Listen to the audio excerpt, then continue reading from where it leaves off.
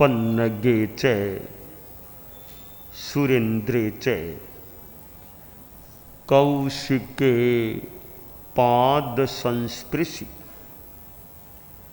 निर्विशेष मनस्काय श्री वीरस्वामिने नमः। आरहत वाङ्मय में कहा गया है, धम्मो मंगल मुक्तित्थम अहिंसा संजमो तवो देवावि तं नमं संति जस्य धम्मे सयामणो। शास्त्र की वाणी है, धम्मो मंगल मुक्तित्थम, धर्म उत्कृष्ट मंगल है।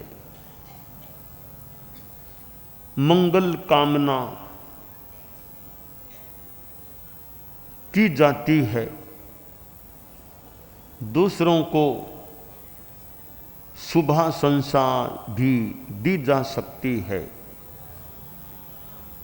आदमी स्वयं का भी मंगल चाहता है।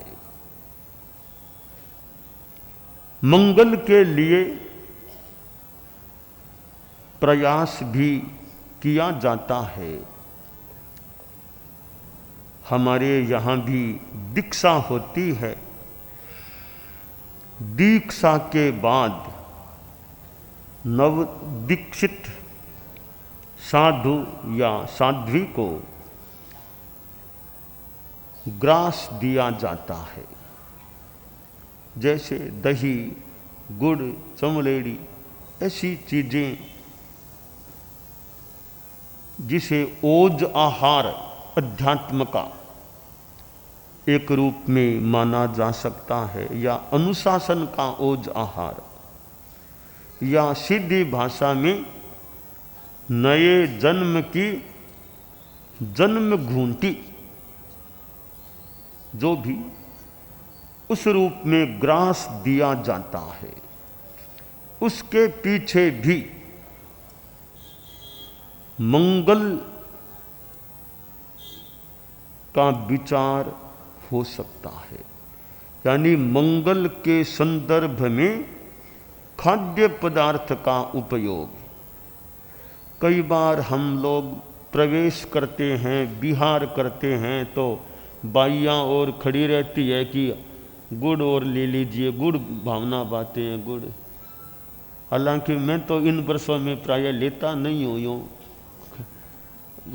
कई बाइयाँ यूँ घर में आदि में कहीं जाएं, प्रवेश करें चतुर्मास आदि का, तो वे लोग और गुड़ आदि हाथ में कि हमारे हाथ से ले लो व्रत।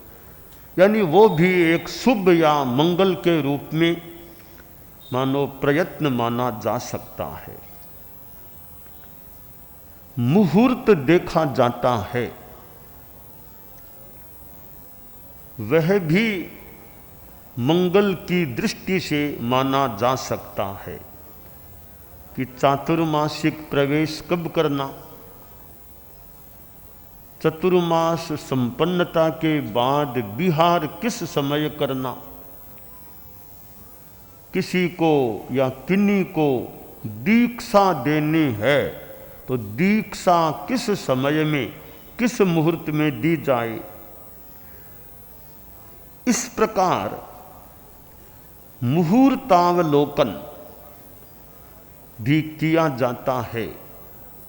इसके बैकग्राउंड में भी एक मंगल निर्विघ्नता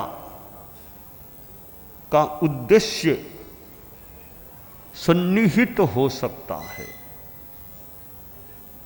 मंगल पाठ उच्चरित किया जाता है, इसकी पृष्ठभूमि में भी कहीं न कहीं भीतर में छिपा हुआ या प्रकट हुआ यह मंगल का मनोभाव हो सकता है। तो यह मंगल का मानो प्रयत्न है। शास्त्र में जो बात कही गई वह तो इतनी ऊंची बात है, न तो गुड़ चमड़ेड़ी को यहाँ मंगल कहा गया, न मुहूर्त को यहाँ मंगल कहा गया। यहाँ तो एक ऐसा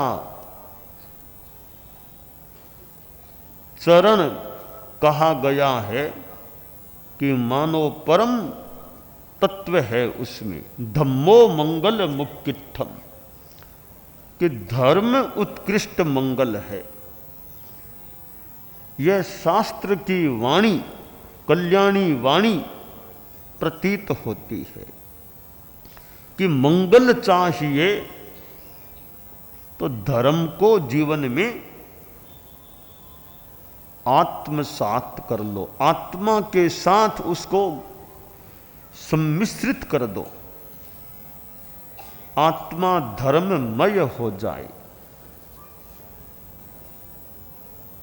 और मजे की बात एक यह भी है, जैन धर्म का भी नाम नहीं, जैन धर्म से जुड़ा हुआ शास्त्र है, पर जैन धर्म नाम इस श्लोक में नहीं दिया गया, न महावीर प्रभु का नाम दिया गया, न ऋषभ भगवान का नाम यहां दिया गया। बस धर्म उत्कृष्ट मंगल है। कि धर्म कौन सा, यह तो स्पष्ट चाहिए ना, धर्म कौन सा ग्रहण करें, जैन, बौद्ध या और कोई। यहां जो कहा गया बड़ी कीमती बात बताई गई। दूसरे चरण में धर्म का सार मानो बता दिया गया, अहिंसा संयमो तपो। अहिंसा धर्म है, संयम धर्म है, तप धर्म है। अहिंसा की साधना करो, संयम का अनुशीलन करो और तप की आराधना करो, मतलब धर्म जीवन में आ जाएगा, आ गया होगा। और अहिंसा की साधना, मैं करूं तो मेरे लिए मंगल, आप करो तो आपके लिए मंगल, कोई भी कर लो। गुड़ है, मैं खाऊं सामान्यतया मीठा लगेगा, आप खाओ मीठा लगेगा। प्यास है, पानी मैं पीऊं, प्यास सामान्यतया बुझती है, आप पियो आपकी प्यास बुझती है। तो कोई फर्क नहीं, किसी जाति का आदमी हो, किसी संप्रदाय को अपना आश्रय बनाने वाला आदमी हो, और किसी भी आचार्य को गुरु मानने वाला हो, अहिंसा की साधना करेगा उसको लाभ जरूर मिलेगा, यह विश्वास है। संयम की साधना करेगा उसका कल्याण अवश्य होगा, यह श्रद्धा है। और तप तपेगा वह आत्मनिर्मलता को प्राप्त करेगा, यह आस्था है। तो कोई भी कर लो, जैन अजैन आस्तिक नास्तिक, जितना जितना अहिंसा संयम तप का आराधन करेंगे हमारा कल्याण होगा, यह विश्वास है। कि मैं करूंगा तो लाभ होगा, तुम करोगे तो लाभ नहीं होगा, मैं तू का मतलब नहीं। शुद्ध भावों से धर्म का आराधन करोगे तो मैं तू का कोई भेद नहीं है, मैं तू कुछ नहीं है वो तत्व है। तो ऐसा एक संदेश दिया गया है कि बस अहिंसा संयम तप, इस त्रयी, इस धर्मत्रयी, इस तत्वत्रयी की साधना करो। जिन्होंने भी अहिंसा को आराधित किया है उनका कल्याण हुआ है। संयम तप से भावित बने हैं उन भव्यात्माओं ने मोक्ष की ओर मानो गति की है, ऐसी प्रतीति है, संभावना है। चतुर्मास का समय यह धर्म की साधना का 12 महीनों में एक विशेष अवसर होता है। बरस को 2 भागों में बांटे तो चतुर्मास काल और शेष काल। शेष काल 8 महीनों का, चतुर्मास काल 4 महीनों का। हमारा यहाँ सूरत में चतुर्मास प्रारंभ हुआ और अब चातुर्मासिक चतुर्दशी यानी चतुर्मास उतरने वाली, चतुर्मास उतरती चतुर्दशी भी आज आ गई है। त्रयोदशी भी साथ में संयुक्त है। चतुर्मास होना हमारी साधुचर्या का एक अंग है और सूरत में चतुर्मास हुआ है और साधु साधियों के ठाणे भी यों मतलब 59 लगभग 59 यों हम पुरुष चारित्रात्माओं का समुदाय और साध्वी प्रमुखादि साध्वी वरिया आदि 100 से ज़्यादा शताधिक साध्वियों का चतुर्मास में प्रवास होना और समणियों का भी, जिसका जितना, किसी का पूरा किसी का थोड़ा कम, जैसा भी अनेक समणियों का भी समागमन और प्रवास यहाँ हुआ है। चतुर्मास से हम बंधे हुए हैं, समणियाँ इतनी बंधी हुई नहीं है। वे आज यहाँ और कल पता नहीं कहाँ पहुँच जाएंगे। पर साधु साधियाँ थोड़ा सा अपवाद छोड़ दें, थोड़ा तो अपवाद है, बाकी प्रायः चतुर्मास लग गया तो प्रायः अब एक जगह रहने की उनकी आशा की जा सकती है।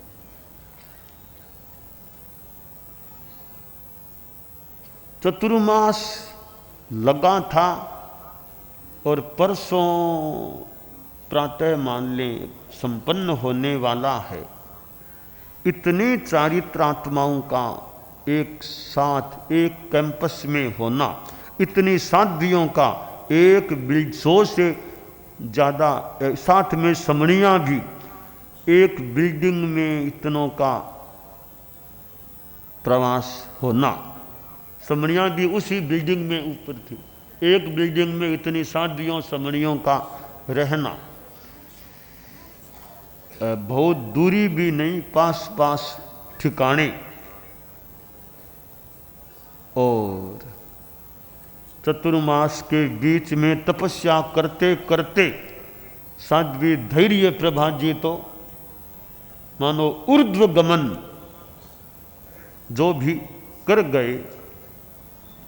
ऐसी घटना भी संभवतः कम होती है कि तपस्या करते करते काल धर्म, संथारे में तो मान लो आ जाए, पर संथारा विधिवत नहीं पचका यार, तपस्या में काल धर्म को प्राप्त हो जाना, यह मेरे देखने में तो साधु साध्वियों में संभवतः विरल सा ही प्रसंग है कि तपस्या करते करते कोई गुरुकुलवास में, एक बहिर विहार में कोई ऐसे कोई विरल ही कोई प्रसंग रहे होंगे। गुरुकुलवास में तो मेरे देखने में कि तपस्या करते करते बिना संथारा लिए कोई चले गए हो। तो तपस्या में काल धर्म को साध्वी जी का प्राप्त होना एक संभवतः इतिहास का यह भी विशेष प्रसंग हो सकता है। बाकी ठीक है, जैसे आयुष्य का योग होता है वैसे क्रम बन सकता है। चतुर्मास करने के लिए आए और अब हमारे संत मान लो चतुर्मास विहार विहार विहार की एक भीतर में वो संत लोग पुस्तकें इकट्ठा करना और बुलाने तैयारी, और तो ठीक है विदा लेना है तो विदाई की भी तैयारी करनी अपेक्षित हो जाती है। तो चतुर्मास में मुख्य मुनि का रामायण पर रामायण का व्याख्यान आख्यान का क्रम गत वर्ष भी चला था और इस वर्ष भी रात्रि में यह राम यशो रसायन रामायण का व्याख्यान चला। जैन रामायण जो संगान के साथ गीत से जुड़ी हुई है और यह राजस्थानी भाषा रामायण कुछ मानो वैदुष्यपूर्ण ग्रंथ है। रचयिता ने मानो विद्वत्तापूर्ण एक अच्छी रचना भी की है। मैंने भी कई बार रामायण का व्याख्यान किया, इन वर्षों में प्रायः नहीं किया है। कभी ये कुछ अंश कभी कभी व्याख्यान में कभी कभी वो कोई गीत थोड़ा थोड़ा बोल के कोई प्रसंग कभी बता देता हूँ, पर विधिवत रामायण का व्याख्यान इन कई वर्षों में वो नहीं किया है। इन अभी मुख्य मुनि से भी करा रहे हैं, गत वर्ष कराया, इस वर्ष भी कराया है। और भी हमारे इतने संत जो चतुर्मास में साथ में हमारे यहाँ इतने 59 कुल हम 59 अब हो गए हैं, 59 आश्रय। तो इतने संतों का एक बिल्डिंग में यूँ प्रवास होना, और मुनिश्री धर्मरुचि जी स्वामी जो ऐसे हमारे में तो हम सब में तो दीक्षा पर्याय में आप यहाँ गुरुकुलवास में सर्वज्येष्ठ हैं, आप अग्रणी हैं और गुरुकुलवास में बहुत यूँ रहे हुए हैं और अभी भी गुरुकुलवास में हैं। और ख़ास बात यह कि संभवतः लगभग कह दूँ पैरों से चलना हो रहा है। थोड़ा तो आश्चर्य है कि 9वें दशक में भी कोई मुनिवर इस प्रकार यूँ पैरों से विहार करें। ऐसे इन वर्षों में थोड़ा आश्चर्य का सा विषय कि 9वें दशक में वो भी गुरुकुलवास में, वो भी हमारी यात्रा में प्राय साथ साथ, कभी अलग भी रहना मान लो हो गया, वैसे बिहारों में साथ साथ बिहार होना और नज़र न लगे मुनिश्री को, अच्छा है। अपना चलते हाथ में थोड़ा सा वो लेकर के चलते रहते हैं, पुदारते रहते हैं। अच्छा है वैसे पैदल बिहार हो जाना 9वें दशक में अच्छी बात है कि साधन का बिना उपयोग किए अपने पैरों से चलना। तो मुनिश्री का भी हमारे इन वर्षों में बहुधा गुरुकुलवास में प्रवास होता है। और साहित्य का और का काम जो है गुरुदेव तुलसी आचार्य महाप्रज्ञ जी के 13 पंथ का इतिहास के अंतर्गत जीवन वृत्त का प्रसंग है, तो एक वह भी महत्वपूर्ण कार्य है जो वैसे साध्वी प्रमुखा कनक प्रभा जी, साध्वी प्रमुखा विश्रुत विभा जी को मुख्यतया वैसे सौंपा हुआ। और भी यूँ साथ में जुड़े हुए मुख्यतया मूलतः साध्वी प्रमुखा कनक प्रभा जी को गुरुदेव तुलसी का आश्रय, और साध्वी प्रमुखा यानी विश्रुत विभा जी को आचार्य महाप्रज्ञ जी का, और उसमें मुनिश्री धर्मरुचि जी स्वामी का भी। अच्छा, एक अच्छी महत्वपूर्ण बात यह है कि साध्वी प्रमुखाओं के कार्य में भी अपना एक वो जो भी उचित हो गाइडेंस कह दें, परिष्कार कह दें, परामर्श कह दें, इस या निरीक्षण कह दें कि वो करना वो देना एक गरिमामय बात हो जाती है। वरना साध्वी प्रमुखा के साहित्य को कोई संत यों इस रूप में देखें करें तो एक विशेष आपके लिए भी गरिमा की बात है कि भाई साध्वी प्रमुखाओं के कार्य को भी कोई निरीक्षण करने वाले, देखने वाले, या उचित हो तो गाइडेंस भी, मतलब जो भी परामर्श के इस रूप में काम हो जो भी है, तो यह मुनिश्री का भी यहाँ एक हमारे गुरुकुलवास में प्रवास, साथ में चतुर्मास, इन वर्षों में बहुलांशतया साथ में गुरुकुलवास में ही चतुर्मास हो रहे हैं। गुरुदेव तुलसी के पास रहे हुए हैं। गुरुदेव तुलसी के यूँ थोड़ा मान लो निकट कर दें, कुछ भी कर दें, यूँ पास रहे हुए हैं। हम सिद्ध योगी आचार्य श्री महाप्रज्ञ से प्रेक्षा ध्यान का एक प्रयोग करें। आपको एक प्रयोग कराया जा रहे हैं श्वास प्रेक्षा का। 5 सेकंड में श्वास लेना है, 5 सेकंड भीतर रोकना है और 5 सेकंड रेचन करना है और 5 सेकंड बाहर रोकना है। इस प्रकार 20 सेकंड में एक श्वास। सावधान रहे, श्वास भरे, भीतर रोके, रेचन करे, बाहर रोके, श्वास भरे, भीतर रोके, रेचन करे, बाहर रोके, श्वास भरे, भीतर रोके, रेचन करे, बाहर रोके, श्वास भरे, भीतर रोके, रेचन करे, बाहर रोके, श्वास भरे, भीतर रोके, रेचन करे, बाहर रोके, श्वास भरे,